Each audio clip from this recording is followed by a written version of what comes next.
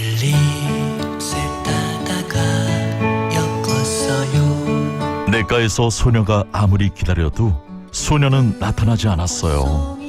목동으로 방송하러 갔거든요. 순박한 도시남자 손금주 변호사의 시선이 머무는 곳, 금주의 시선. 네, 손금주 변호사님 어서 오십시오. 네, 안녕하십니까. 손금주입니다. 너무 좋은데요? 그거 왜 기다리게 해요? 아무 생각해도 괘씸하네. 아닙니다. 네? 아니 너무 좋아요 이건. 근데 시작부터 이렇게 특별히 배려를 해준 거예요. 네, 다시 들어도 너무 좋은데요. 뒤에 있는 여론 1, 2, 3 이런 거 안 하거든. 네. 차별이야, 차별. 제가 볼 때는. 감사합니다. 네. 자, 오늘 주목한 뉴스 뭐예요? 문재인 대통령께서 최근에 공정한 임대로 발언을 하신 다음에 네. 민주당 측에서 임대료 멈춤법을 발의했습니다. 일명 임대료 그렇죠. 일명 멈춤법. 임대료 멈춤법. 근데 이제 민주당 자체적으로도 위헌 소지가 있다 이렇게 판단을 해서 다른 대체 수단을 마련하겠다는 입장인 것 같은데 이 법에 대해서 한번 다뤄보고 싶습니다. 임대료 지금 이제 자영업 하시는 분들은 장사도 안 되는데 임대료는 꼬박꼬박 네. 내야 되니까 굉장히 힘들죠. 힘들죠. 네, 벌써 1년 가까이 지난 거 아닙니까? 근데 착한 임대료 뭐 착한 임대 예. 운동? 예, 착한 임대인 운동. 네, 그렇게 했는데 그것도 여유가 있으신 분들은 네, 또 마음만 먹으면 해줄 수 있지만 이 임대료 받아가지고 은행에 이자 내고 이러시는 그렇죠. 분들은 또 어렵잖아요.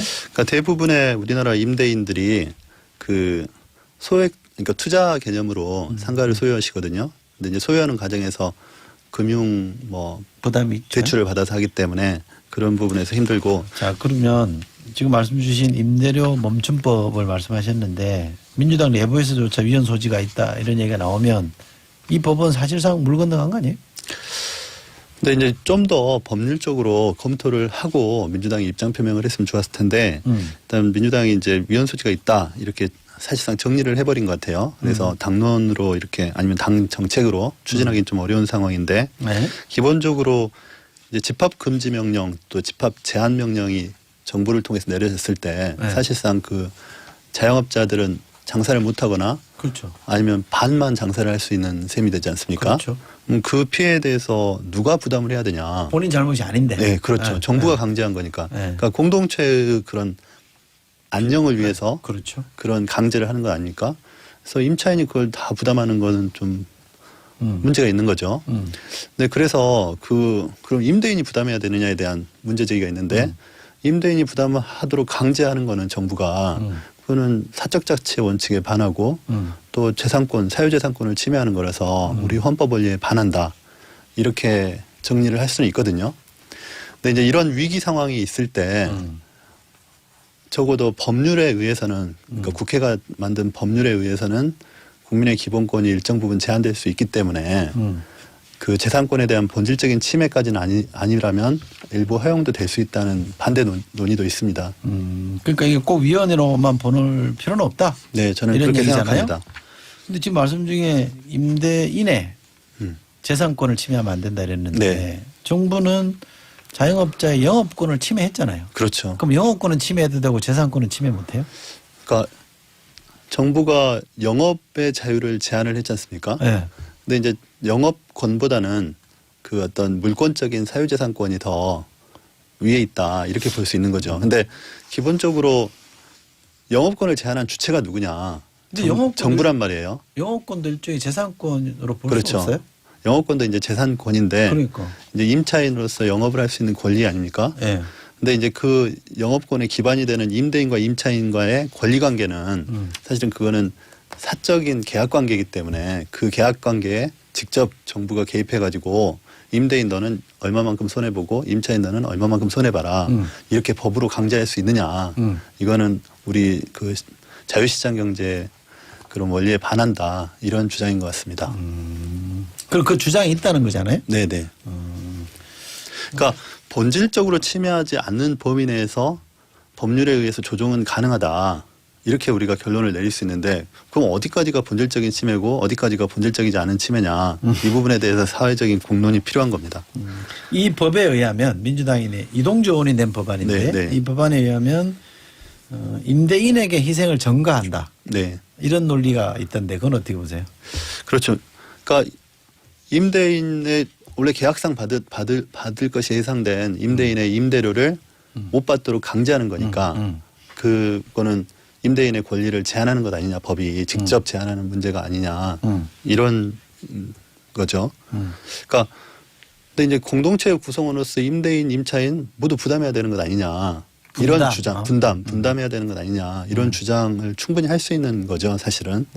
그래서 이거는 정부나 국회가 어떻게 공론화시키고 사회적 합의를 이루어 나가느냐의 문제인 것 같습니다. 꼭 이것이 어느 한쪽이 헌법에 위반된다 이렇게 볼 건 아닌 것 같습니다. 김영준님 문자 주셨습니다. 임대인도 임차인도 공동체의 구성원이니 같은 수준으로 책임과 권리를 공유해야 한다고 봅니다라는 의견 주셨고요. 이희수님은 임대료 멈춤법 하면 은행들도 완전 저금리 이자로 주는 이런 법도 만들어야 할 듯이요 이랬거든요. 네, 그렇죠. 임대인 입장에서는 자기들은 은행에서 대출 이자를 갚아야 되지 않습니까?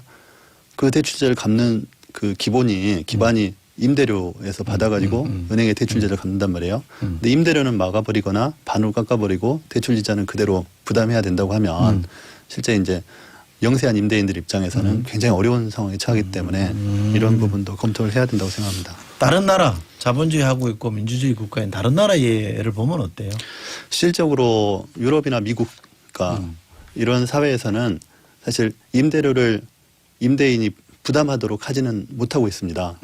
그런 법 제도는 없고 다만 미국도 그렇고 뭐 영국, 독일, 오스트리아 이런 경우에는 임대료 연체를 이유로 뭐 명도를 그러니까 강제로 퇴거시키거나 또는 계약을 해지하지는 못하도록 하고 있습니다. 네. 그러니까 이런 법제는 사실 우리나라도 작년에 상가임대차 보호법 개정을 통해서 6개월간 사실은 연체가 되더라도 그 쫓아내지는 못하도록 계약을 해지하지는 못하도록 일단은 코로나 상황 이후에 임대료 문제는 정산을 하도록 하는 그런 시스템으로 만들어져 있거든요. 네. 우리나라도. 네. 근데 이제 일본과 캐나다는 약간 다릅니다. 일본은 임대료를 직접 지급하는 구조를 만들어 놨고요. 네. 또 캐나다 같은 경우에는 정부가 임대인한테 지원하는 만큼 임대인은 임차인한테 그 임대료를 삭감해주는 식으로 분담하는 구조를 만들어 놨습니다. 그러니까 정부가 50%를 부담하면 임대인이 25%, 임차인이 25% 이렇게 고통을 분담하는 구조로 캐나다는 만들어 놨습니다. 그러니까 만약에 임대료가 100원이다 치면 정부가 50원 대주는 거고 네, 네. 임차인이 25원, 그다음에 임대인이 25. 예. 그러니까 임대인은 75원을 받게 되는 거죠. 사실. 그렇죠. 25% 손해 보는 거잖아요. 네, 네. 그죠? 예. 임대인 입장에서는 그 정도는 할 수 있는 거죠. 왜냐하면 그냥 계속 가면 임차인이 결국 임대료를 못 내고 파산할 수 있지 않습니까? 그보다는 25% 손해보고 받는 것이 더 낫다 이렇게 받아들일 수 있는 거죠. 임대인 입장에서. 그러니까 그런 식의 이런 설계 과정이 필요한 것 같습니다. 캐나다 모델은 괜찮아 보이는데 왜 우리는 이게 잘 안 될까요? 근데 자영업자의 수가 우리가 너무 많습니다. 사실은. 비중이 크죠. 예. 네. 그러니까 자영업자에 대해서 이 시스템으로 갔을 때 재정 부담이 너무 크다. 그렇기 때문에 그분에 대해서 본론적으로 이렇게 생각하지 못하고 다만 뭐 대출 이자를 경감한다든가 고용지원금을 준다든가 이런 식으로 간접적인 보조를 하고 있을 뿐입니다. 재정도 사실은 국민 세금으로 만들어진 거잖아요. 네, 네. 그 재정도 결국은 국민들에게 쓰여져야 되는 거잖아요. 네. 지금 당장 빚잔치 하듯이 쓰고 다음은 뭐 나몰라라 할 수 없는 사정은 충분히 그렇죠. 이해하지만 그래도 하루하루가 힘든 사람들에게 뭔가 정부가 네. 재정을 핑계로 조심스러워하는 거는 그건 좀 아닌 것 같은데. 그러니까 독일에서 메르켈 총리가 최근에 그 적극 재정 그러니까 사실은 독일 그 메르켈 총리 시절에 한 5년 이상 흑자 재정을 달성했는데 이번에 코로나 사태 이후로 굉장히 그 부채가 굉장히 늘어나는 상황입니다. 근데 그 상황에 대해서 국민들한테 설득을 하고 2023년부터는 다시 갚겠다 이렇게 약속을 했거든요. 네. 우리 정부도 굉장히 적극 재정을 하고 있는데 재정 정책에 있어서 현재 비상시국의 재정 정책에 있어서는 좀 더 적극적으로 정부가 나설 필요가 있다. 더 과감해져야 돼요. 그렇죠. 지금 벌써 26만 고 사업장이 문을 닫아놨고 만약 네. 3단계로 격상하면 45만 그렇죠. 곳이 엄청나죠, 문을 닫는다는데 사실. 네. 이 5163번 이분의 사정을 한번 5163번 서시는 분의 사정을 한번 들어보세요. 읽어보세요. 그러니까 12월에 당구장 오픈하고 일주일도 영업을 못했고 그리고 나서 문을 닫으니 정말 미칠 지경이시겠네요. 주인은 월세를 깎아줄 수 없다고 하고 신규 업장은 지원도 못 받습니다. 아 그러시겠네요. 왜냐하면 기존 매출에서 매출이 50% 이상 줄어들어야지 정부에서 지원을 하거든요. 근데 이분은 시작하자마자 이런 상황을 당했기 때문에 참 자료가 난감하죠. 없는 거죠. 아, 시작할 때는 얼마나 그래도 포부가 그쵸. 있었겠어. 꿈을 네. 갖고 하셨을 텐데. 인테리어비 하며 또 권리금 내고 하셨으니까 엄청나게 아마 손실을 보고 힘드실 것 같습니다. 하루하루가 절망 속에서 힘들어하실 것 같은데 네. 정의당에서는 좀 파격적으로 네. 우리 헌법에 있는 긴급 재정 명령권 네. 대통령 권한인데 이거 발동하자는 주장도 하던데요. 그러니까 긴급 재정 명령권 발동도 좋은 생각인데 사실 코로나 전국이 지금 1년 가까이 지금 진행되고 있지 않습니까? 사실은 지금 상태에서 국회가 상시 체제이기 때문에 대통령이 본인 부담으로 이런 명령권을 행사하는 거는 법적 요건에도 조금 부담이 있을 겁니다. 그래서 사실은 좀 더 적극적으로 이 문제를 임했어야 되지 않을까. 그러니까 내년 예산을 짤 때 이미 이런 문제에 대해서 좀 더 적극적인 검토를 해야 되지 않았을까 싶습니다. 예, 4675번 쓰시는 분 문자 주셨습니다. 캐나다 방식 좋네요. 저는 올해 벌써 4개월째 휴원 중인 학원장입니다. 아유. 나라에서 강제 집합 금지를 시켰으니 나라에서 가장 많은 책임을 지는 게 맞겠고 임대인 임차인도 서로 나누는 정도로 부담하는 게 좋은 대책일 네, 것 맞습니다. 같습니다. 이런 네. 문자 주셨고요. 5675번 쓰시는 분도 문자 주셨습니다. 박사님 저희 집은 상가 임대 소득으로 네 식구 먹고 사는데 어쩌나요? 그러니까 이런 분들도 있는 거예요. 네. 임대인 중에. 코로나 발생하면서 착한 임대인에 참여하느라 임대료 50% 안 받았는데 아유 남편이 퇴직해서 다른 소득 없이 그거로만 바라보고 있는 상황이에요. 그러니까 네. 임대인분도 이런데 그렇죠. 여기만 희생을 강요할 수도 없는 거고. 지금 전 국민적으로 어려움을 겪고 있는 거잖아요. 분담해야 그래서 돼요. 그렇죠. 그러니까 어떻게 분담시키느냐가 정부나 국회 정치 지도자들이 해야 될 일인 것 같습니다. 네, 그게 올바른 자세고 역량이고 네. 실력이고 또 신속하게 결과치를 내줘야 된다. 그분들이 존재 이유가 거기에 있는 거죠. 네. 네. 알겠습니다. 금주의 시선 송검조 변호사와 함께했습니다. 고맙습니다. 네, 감사합니다.